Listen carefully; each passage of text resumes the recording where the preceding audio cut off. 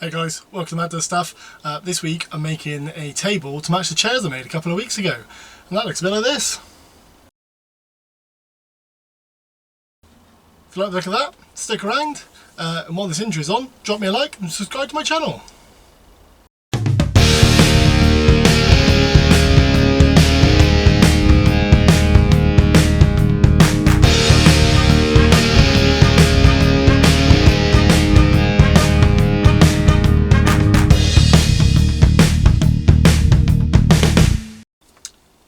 So as always, I'll be going through the processes, materials I'm using, that sort of thing.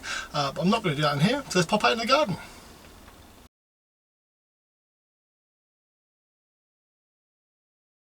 So I'm making the table out of 4x2 pressure treated timber, along with some 3x1s which I'll be using for the slats on the top of the table. And as always, the first job is to cut everything to length using the chop saw.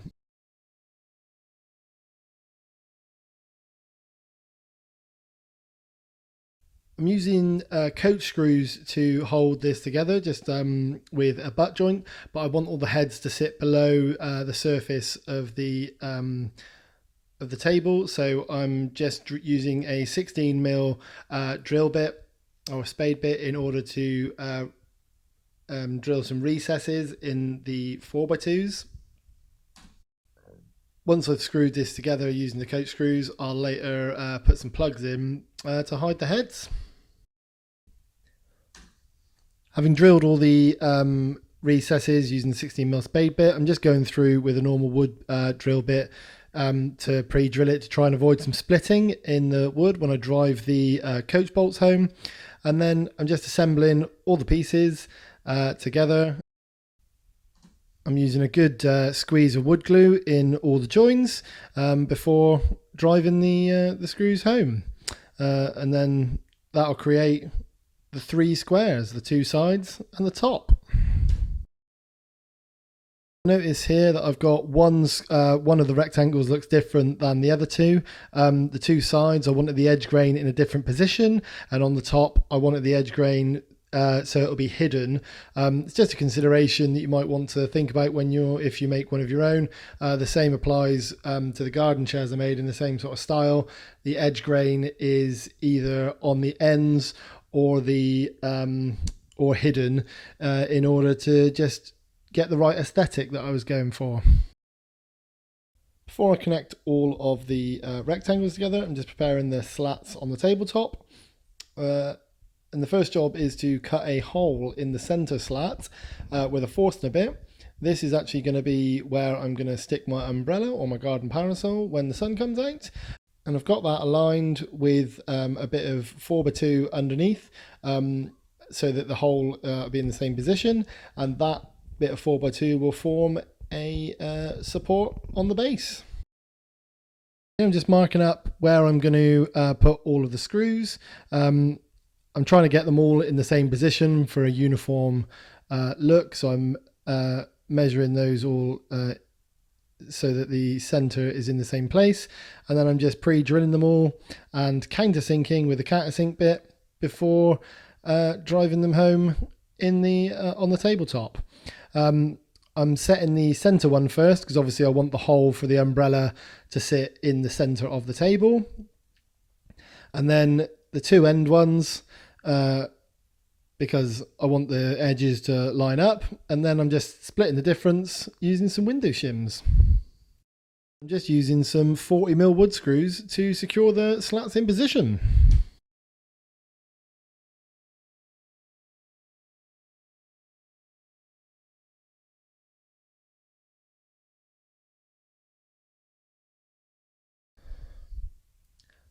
To connect the legs of the table to the top, I'd originally planned to use the same coach bolts and the same method of recessing and hiding the heads, but as you can see, that won't work because the extra height created by the slats on the table, which I wanted to line up with the top, meant that the coach bolts would land in the gap, so that wasn't ideal.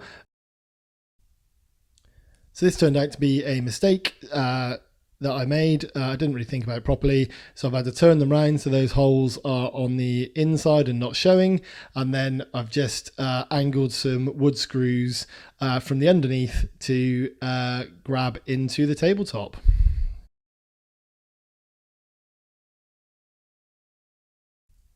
So whilst the table was turned upside down, it gave me an opportunity to fit some rubber feet to allow it to stand on the patio.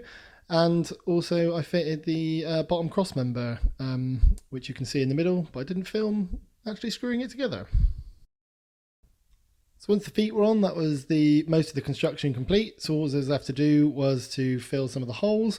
So I'm using a 16mm plug cutter in order to cut some plugs out of some offcuts, and I'm using some wood glue just to hold those in position.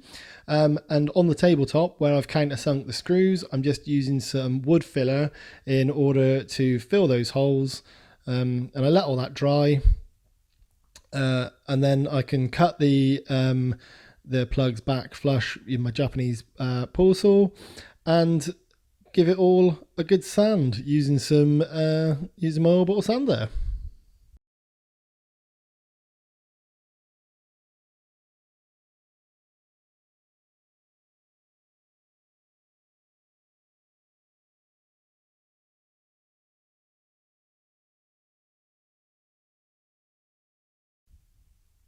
Once I'd sanded it, it was just time to give it a coat of wood stain, and I'm using the same Ronseal natural oak wood stain as I used on the chairs so that it'll match. I'm just going to give that 3 coats and then we're done. Last thing that I need to do with the table after staining, and probably the most important, is stick a couple of bottle openers on. I'm just using some wall mounted bottle openers, just screwing those on one either side, so doesn't matter which chair I sit in, I can still access the bottle opener, and that way I can just settle in and I've got everything I need. Well, apart from an outdoor fridge, that is, but there's always time. So there it is, the finished table, and there it is in between my chairs. So we have it. A 4x2 table completes my set for my garden. I'm really pleased with the way it looks. It's come out really well, and relatively cheap, I guess. All that's left to do is celebrate with a beer. And today I've got a Parrot Lounge Imperial Stout by Lost and Grounded.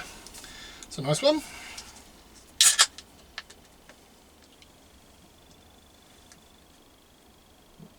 Oh, that is tasty. Anyway, remember, you stay safe, get some stuff done.